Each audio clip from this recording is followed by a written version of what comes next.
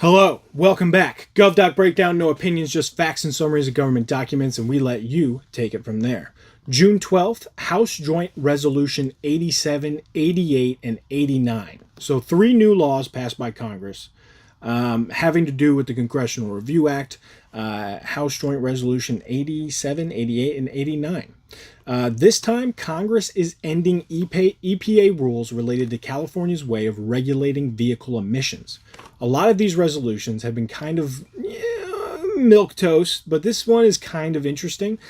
So California has a unique role under the Clean Air Act because it was regulating vehicle emissions before the federal government stepped in and created national standards. Section 209B of the Clean Air Act allows California to request waivers from the EPA to set its own stricter vehicle emission standards. Also, an important note here is that other states cannot create their own standards like California, but can adopt those set by California once they're in place. So, we got 3 resolutions here, 87, 88, 89. Let's go with 87. Now, there are standards California is required to meet when applying for these waivers, and on April 6, 2023, the EPA granted California 4 waivers for heavy-duty vehicles, advanced clean trucks, airport shuttles, and zero-emission powertrains. So basically, they could set stricter regulations on those classifications of vehicles. With these waivers, California could have enforced higher emission standards, superseding federal government regulations, which is usually a no-no because federal rules overpower states. Preemption is what that's called. But California has this ability in the Clean Air Act. And this is what House Joint Resolution 87 does. Stops those 4 new waivers.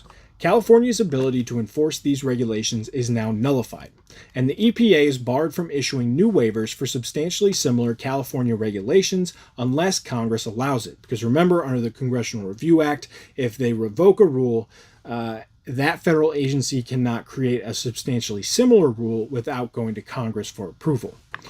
All right, so keep everything in mind that we just discussed and apply it to House Joint Resolution 88 and 89. 88 does the same thing to a California waiver implementing the Advanced Clean Cars 2 regulation, which applies to new light and medium duty vehicles starting in the year 2026.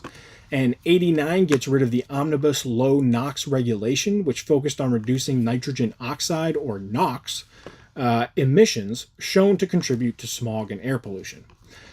So basically, most of these programs are centered around emission reduction and switching to non-combustion cars, electric, basically.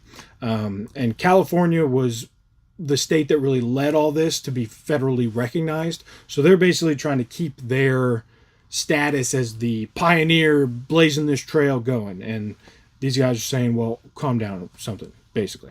So basically, California will not be able to enforce the regulations previously in place under the rules described in these 3 new laws. So there's some more sausage for you. Kaimo, keep your mind open, do your own research, form your own opinion. See you in a little bit.